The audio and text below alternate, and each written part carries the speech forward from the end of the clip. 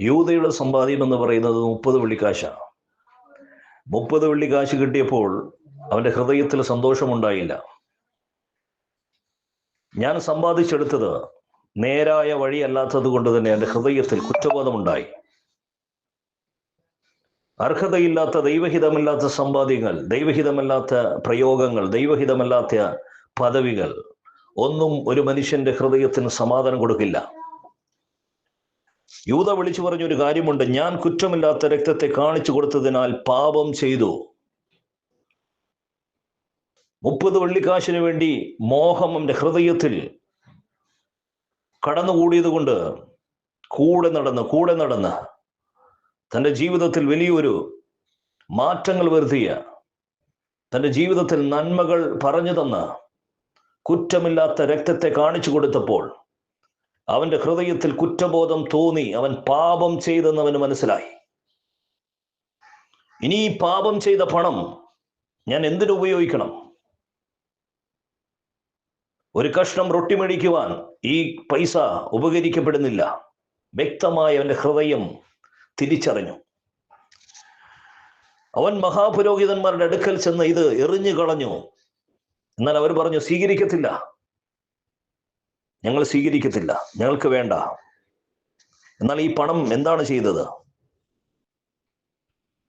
ഈ പണം അവസാനം പരദേശികളെ കുഴിച്ചിടുവാൻ, അതുകൊണ്ട് ഒരു കുശവന്റെ നിലം വാങ്ങി.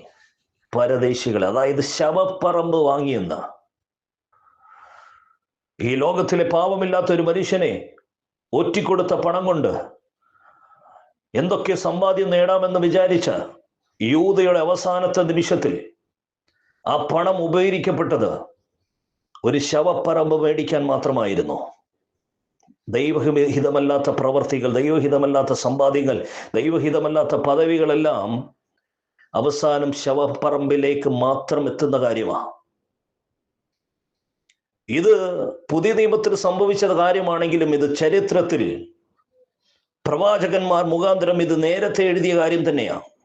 യിരെമ്യാ പ്രവാചകൻ വ്യക്തമായി ഇതിനെക്കുറിച്ച് പറയുന്നത് ഇങ്ങനെയാണ്: ഇസ്രായേൽ മക്കൾ വിലമതിച്ചെന്റെ വിലയായ 30 വെള്ളിക്കാശ് അവരെടുത്ത് കർത്താവ് എന്നോട് അരുളി ചെയ്തതുപോലെ കുശവന്റെ നിലത്തിന് വേണ്ടി കൊടുത്തു.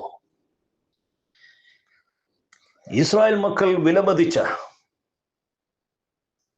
ഈ 30 വെള്ളിക്കാശ് എന്തിനാ ഉപകരിക്കപ്പെടുന്നത്? അവസാന നിമിഷം ഇതൊരു ശവപ്പറമ്പ് വാങ്ങുവാൻ മാത്രമാണ്. എന്നെ കേൾക്കുന്ന ദൈവമക്കളെ, ദൈവഹിതമല്ലാത്ത എന്തെങ്കിലും ഒരു പ്രവൃത്തി നിന്റെ ജീവിതത്തിൽ സംഭവിച്ച് അത് നേട്ടമാണെന്ന് നിങ്ങളുടെ ഹൃദയത്തിൽ കരുതുന്നുണ്ടെങ്കിൽ അത് അവസാനം ചെന്നെത്തുന്ന ഒരു ശവപ്പറമ്പിൽ മാത്രമാണ്. പരദേശികളെ, അനാഥമായിരിക്കുന്നവരെ കുഴിച്ചിടുന്ന ഒരു ശവപ്പറമ്പിനെ മേടിക്കുവാൻ മാത്രമേ ഈ പണം ഉപയോഗിക്കുകയുള്ളൂ എന്ന് ദൈവത്തിന്റെ നിർവചനം. Praise the Lord. ഈ ദിവസങ്ങളിൽ ദൈവഹിതമല്ലാത്ത പ്രവൃത്തികൾ നിങ്ങളുടെ ഇടയിൽ നിന്ന് പുറത്തു വരരുത്.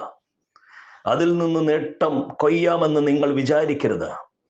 അതിൽ നിന്ന് നേടുന്ന പണമാണെങ്കിലും, സമ്പാദ്യമാണെങ്കിലും, നേട്ടമാണെങ്കിലും, അഭിരുചിയാണെങ്കിലും, നിങ്ങളുടെ പുകഴ്ചയാണെങ്കിലും എല്ലാം എത്തപ്പെടുന്നത് അവസാനം പരദേശിയുടെ കൂടാരത്തിൽ മാത്രമാണ്. അവിടെ മാത്രമേ എത്തപ്പെടുകയുള്ളൂ. അതിനാൽ ദൈവഹിതം എന്തെന്ന് തിരിച്ചറിഞ്ഞ് പ്രവർത്തിക്കുവാൻ നമ്മളെ ഓരോരുത്തരെയും ദൈവം സഹായിക്കുമാറാകട്ടെ എന്ന് പറഞ്ഞുകൊണ്ട് നിർത്തുകയാണ് ഇവാഞ്ചലിസ്റ്റ് പ്രേംജിത്ത് ജോർജ്, നിലമ്പൂർ.